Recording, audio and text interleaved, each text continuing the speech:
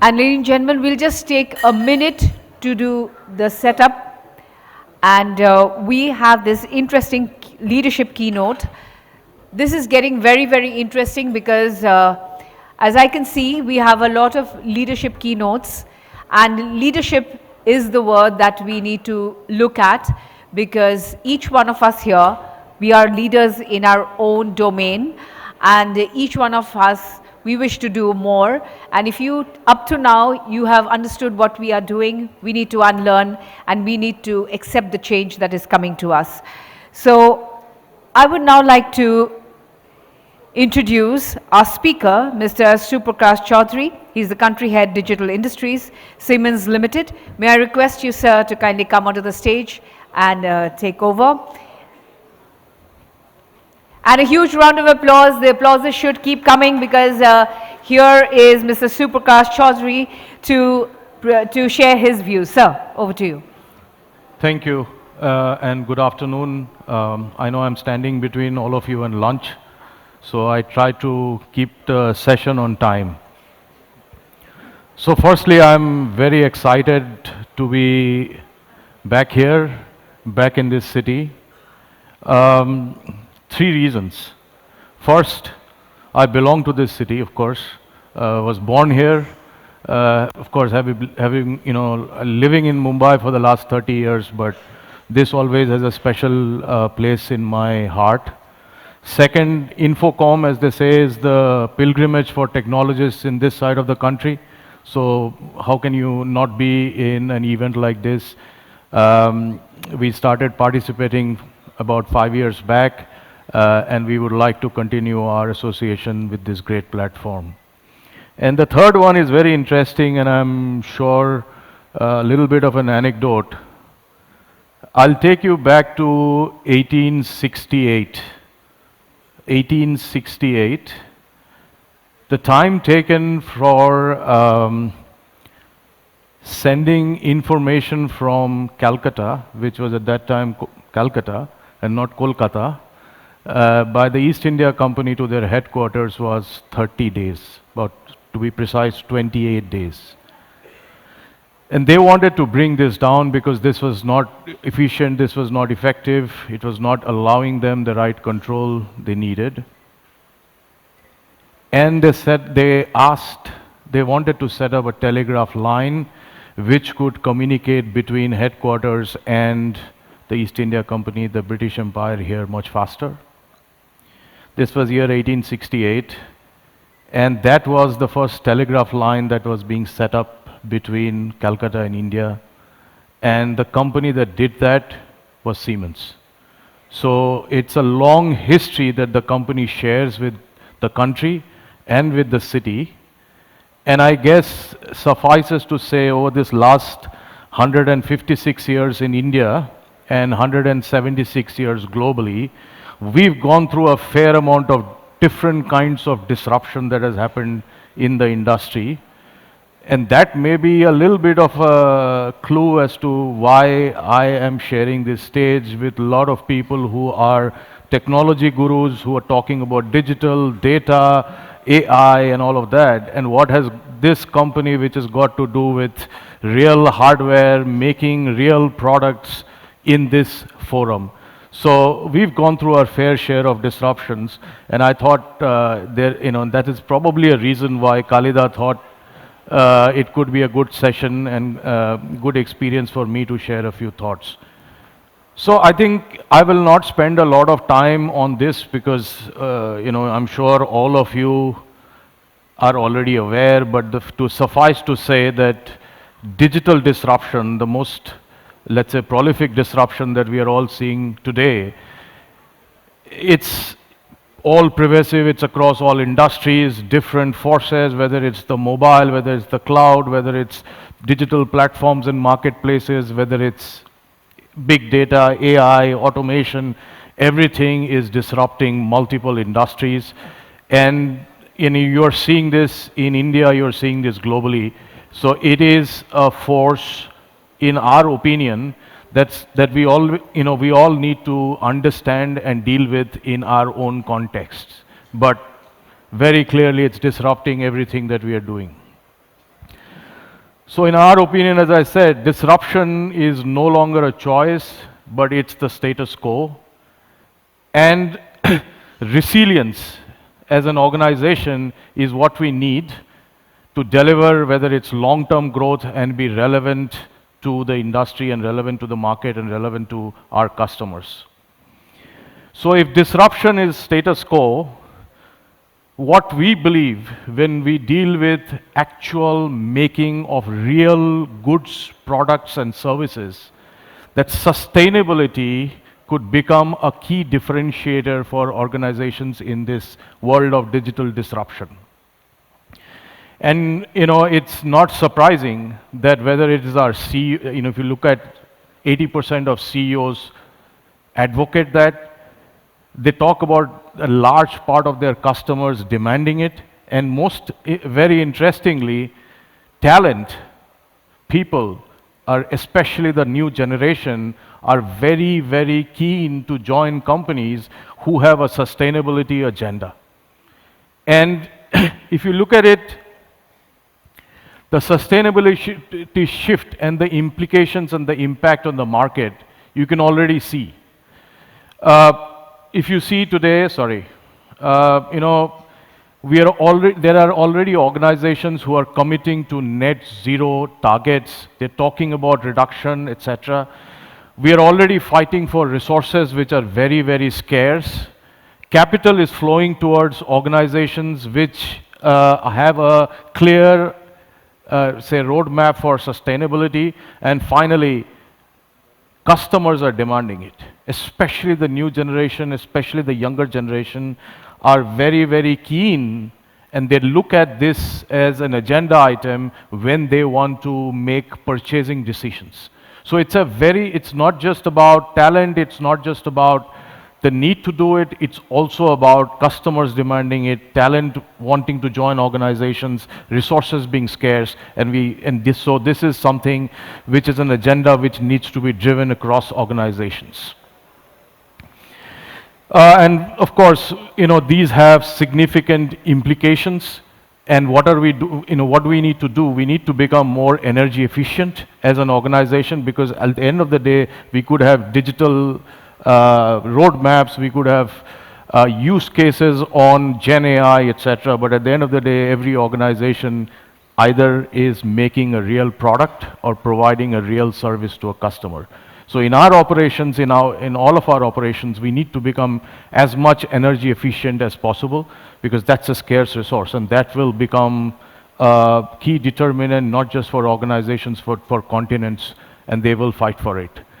It's also about decarbonizing, because that's, again, if you see, whether we like it or not, that's something that governments across the world, corporations across the world, society at large is going to drive.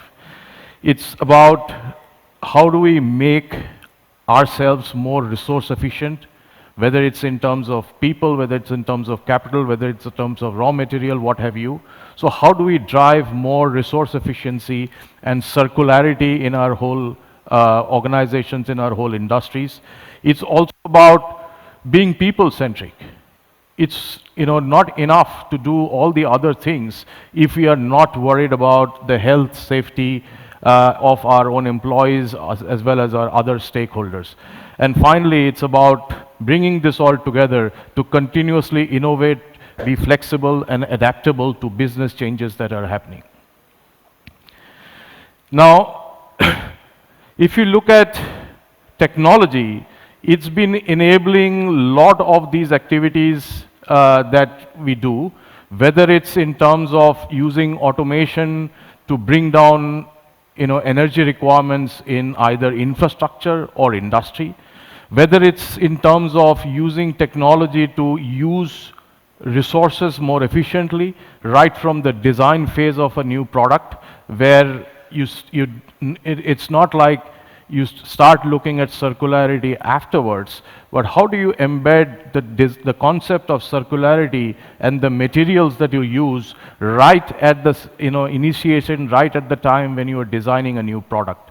So it's as much about circularity, how do I bring efficiency in my supply chain, How do I near-shore operations? How do I do a complete supplier strategy? So a lot of these things go into bringing down, making resource efficiency and circularity is a top agenda.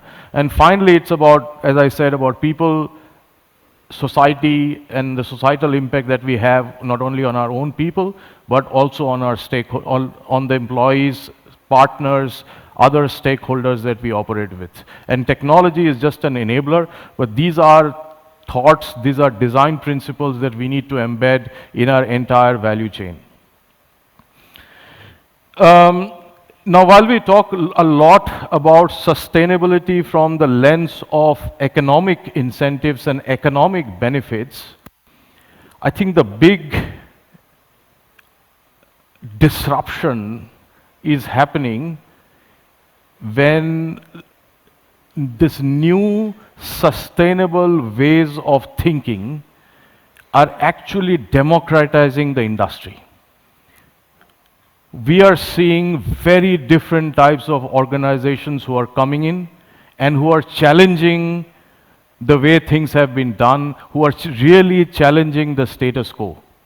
And I thought I'll share a few examples of you here where it's driven by economics, all right, but it's driven by a much bigger social and a societal impact, and thereby completely disrupting the way we think under normal circumstances.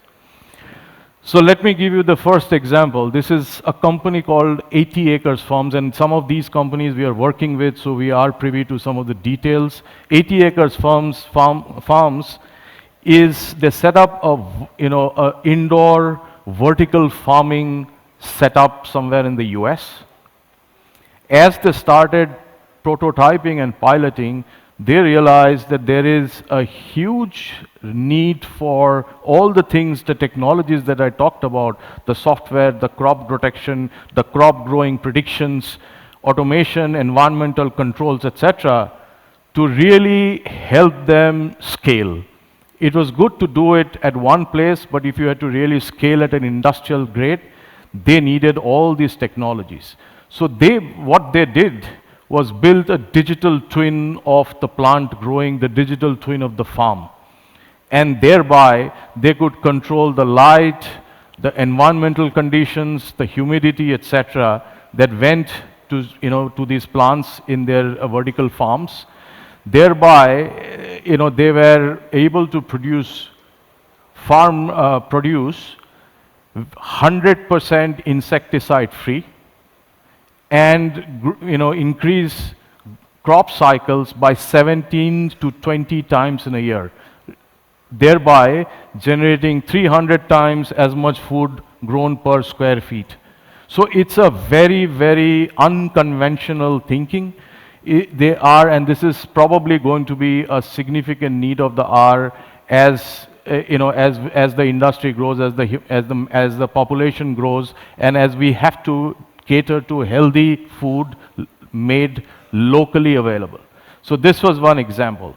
The other example that I would like to talk about is a company called Unlimited Tomorrow. They're in the business of manufacturing prosthetic limbs for children and adults. A prosthetic limb takes, if developing a prosthetic limb takes almost more than a year, and it is more often than not, it can be rarely fitted correctly in the limb where it's required, and hence it provides a lot of discomfort to the user. And finally, it's very expensive, so it cannot be used by everybody. So the whole idea was, how do I democratize it? How do I make it faster? How do I speed it up? Again, the same concept. They used digital technologies, they used artificial intelligence and the digital twin technology to start modeling the individual limb of the patient. Rather than making something generic, it was modeling the exact requirement of the patient, and the one who needed it, made it, and then they actually 3D printed it. What actually transpired is a prosthetic limb in the US would cost about $80,000, came down to $8,000. A limb typically took about, as I said, a year to develop came down to a month. And finally, it weighed each of these limbs, which originally weighed about 4 pounds, came down to a pound. So made it much more comfortable for the actual user. So very, very different application, but has huge societal impact and making people more inclusive in what we are trying to do. And the last was BioNTech. Again, a startup in Germany, very small company, got into COVID vaccine development and used all these technologies that I talked about, as you know, to cut down drastically on their whole development cycle, at the same time managing the energy, requirements that they had, as well as, as they scaled up into industrial production, they could set it up at, almost 7 months less than a year that it would normally take. So again, these are technologies digital technologies, AI, data, etc., the examples and all these technologies that you heard since the morning, which are being used for actual real production, real goods. And I'm just trying to bring to light the fact that all of these new disruptions, all of these digital know-hows that we have today are actually democratizing the industry. There are very small players, there are very, very niche players who are coming with solutions, who are coming with products that we had not even envisaged. Finally, it's also about capital. A large Indian private bank that we work with has also, they've not only made their own operations energy neutral, carbon neutral by 2021. Actually, they're in the forefront of driving capital towards projects, towards companies who are making sustainable products. Today, 23% of their business already comes from financing projects and companies which are driving towards sustainability. So as I said, capital is flowing towards companies which want to be sustainable, which want to remain sustainable, and that's where technologies and digital technologies can help you. And finally, I would like to end with a final example from my own company. This is a before after 1960 and 2023 picture of our oldest plant in India. This is on the outskirts of Mumbai in a place called Kalwa. This plant was being in 2014. It was on the verge of being closed down because it was not profitable, it was not producing the goods of the right quality, and if you had to kind of bring it down and rebuild the entire plant, it was far more expensive. It didn't make a business case. And that's when we started experimenting with what we could do with digital technologies that, we talked to our customers, we worked with our customers, we brought it home. This plant produced about 1.1 million pieces of electronic switchgear in a year. By using the various technologies, especially the digital twin of the plant and the product, and bringing it together, we could increase the productivity from 1.1 million to 1.4 million pieces per year. That's not also 35% increase in productivity, but more importantly, there were 77 variants that was being produced in 3 lines. What changed after this whole, let's say repurposing of the plant is that we now produce 300 different variants in 1 line, and which helps us deliver not only products in India, but also products outside, products in the Southeast Asian markets, which was very essential for the economics of the plant to be viable. Third, there was a product coming out in 21 seconds, came down to 9 seconds. We're talking about 66 quality checks, which took 60 seconds. Now we are doing 223 quality checks in 9 seconds. So real-time quality check. It's not being stacked at the end of the line, but real-time quality checks. So it has helped us not only being more productive, not only being more flexible, but also deliver much higher variable products and volume, and hence justify the existence of this plant. So it was not just about doing something fancy with digital, but it was actually, making a plant which had become completely economically unviable into a plant which even stands today and actually thrives and flourishes. Finally, I'd like to end with a story. This was 2008.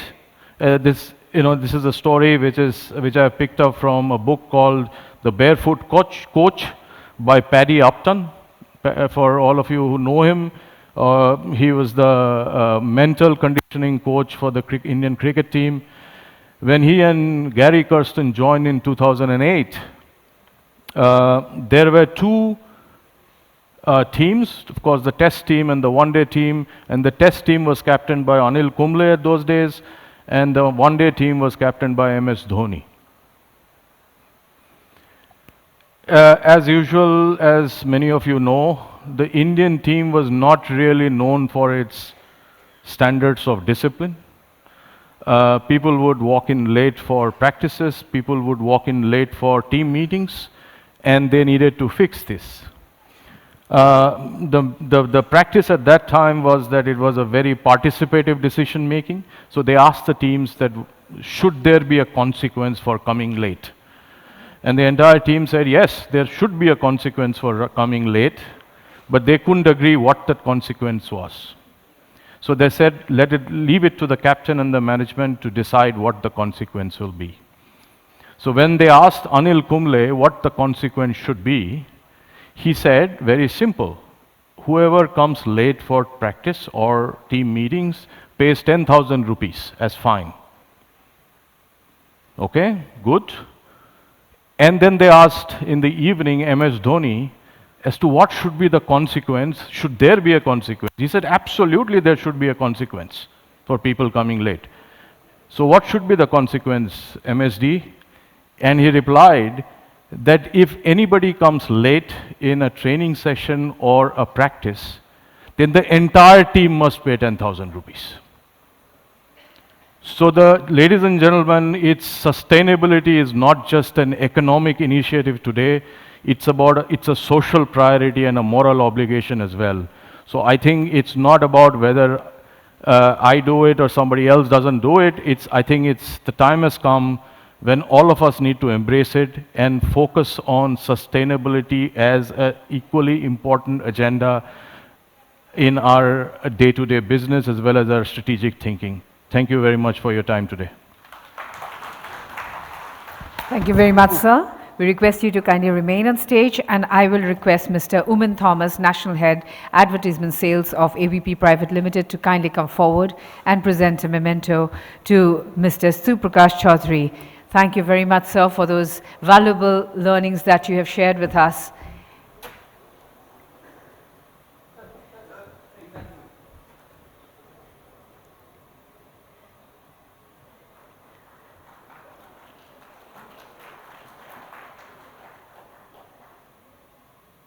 Thank you very much, sir. Thank you. And ladies and gentlemen, we will now break for lunch. I will request all of you to please return to the hall by 2:15 so that we can resume with the next part of the afternoon. I request all of you to enjoy your lunch, but also be back on time. Thank you very much, and please enjoy your lunch.